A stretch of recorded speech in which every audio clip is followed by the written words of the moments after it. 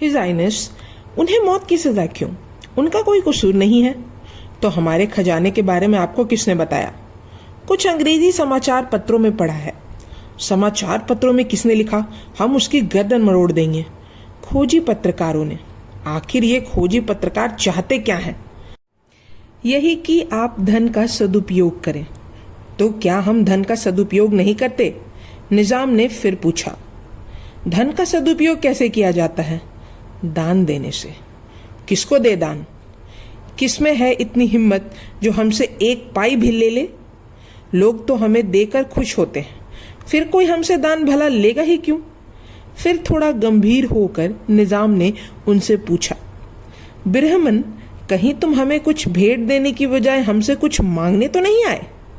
His highness, आपका ख्याल दुरुस्त है। आप तो आदमी को बड़ी अच्छी तरह पहचान लेते हैं। क्या मतलब?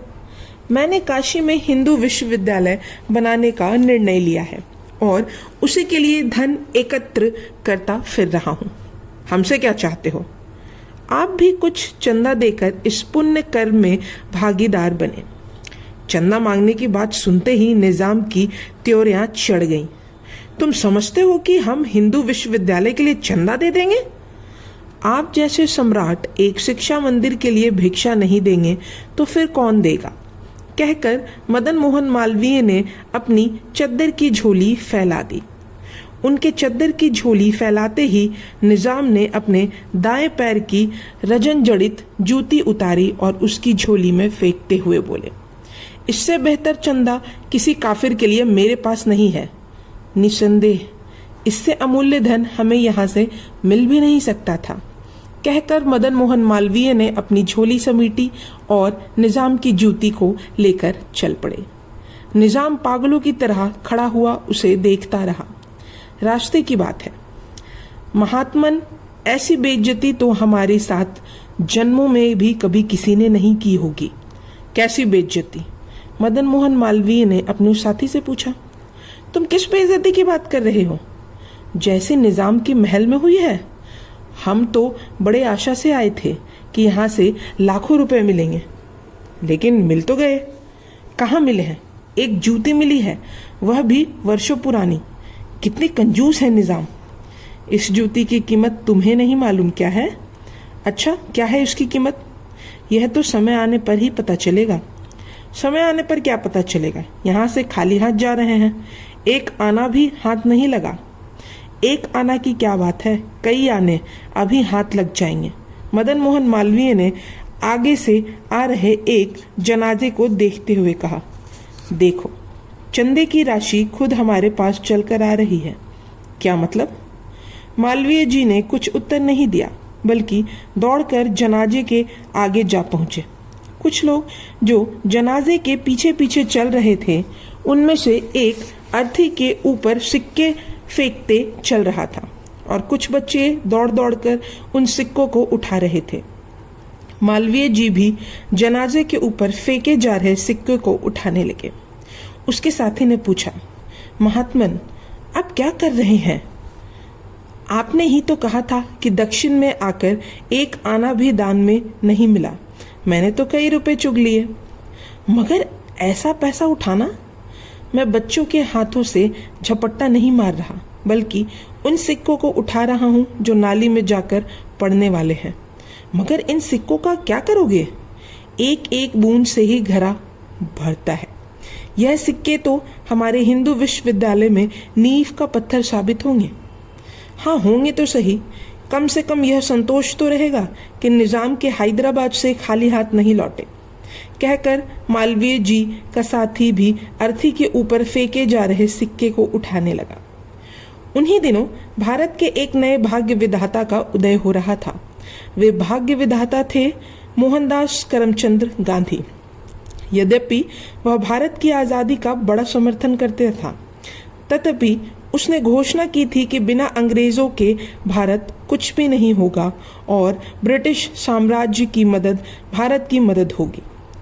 उसका यह भी मानना था कि भारत तभी आज़ादी की कामना कर सकता है, या कम से कम स्व शासन की इच्छा कर सकता है जब मित्र देशों की सेनाओं की जीत भारत के इस नए भाग्य विधाता को पंडित मदन मोहन मालवीय ने बनारस हिंदू विश्वविद्यालय के उद्घाटन समारोह में मुख्य अतिथि के रूप में बुलाया था।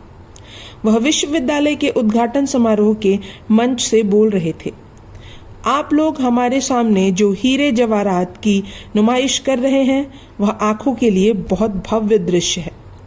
भारत के वायसरॉय समेत समारोह में सजे धजे राजा महाराजाओं एवं विशिष्ट अतिथियों और विद्यार्थियों के सामने एक सूती धोती लपेटे हुए दुबले पतले अहिंसा के पुजारी ने कहा, पर जब मैं इन अलंकारों की लाखों करोड़ों गरीब लोगों के चेहरे से तुलना करता हूँ तो मुझे लगता है कि भारत का उद्धार तब तक नहीं होगा जब तक कि आप यह सब आभूषण उतारकर उन गरीब लोगों के हाथ पर नहीं रख देते। हैदराबाद के निजाम भी उस समारोह में आए हुए थे। हालांकि उन्होंने चंदा देने के बदले पंडित मदन मोहन मालवीय की झोली में अपनी जूती फेंक दी थी, लेकिन समारोह से ठीक पहले पंडित मोहन मालवीय ने अखबारों में विज्ञापन दिया था कि विश्वविद्यालय में अलग अलग संकायों के निर्माण के लिए दान में मिले महत्वपूर्ण उपहारों की भी नीलामी होगी और नीलाम होने वाले उपहारों में विश्व के सबसे धनी निजाम हैदराबाद की एक जूती भी नीलाम की जाएगी।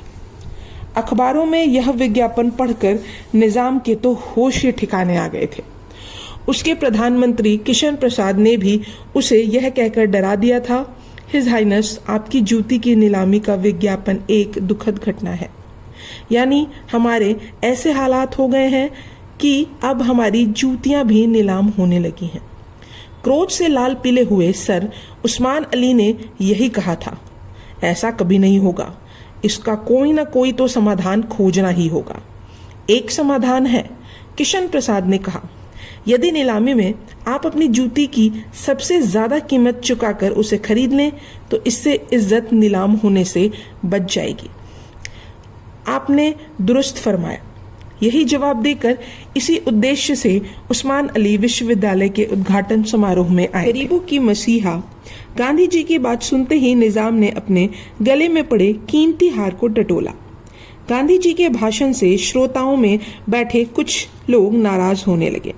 इस भूखे फकीर को किसने बुलाया है यहाँ? इसी आवाज के साथ ही लोगों में खलबली मच गई।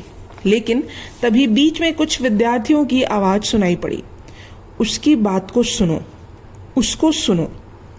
कुछ राजाओं ने यह सोचकर कि उन्होंने गांधी जी को पर्याप्त सुन लिया है, वहां से उठकर जाने लगे।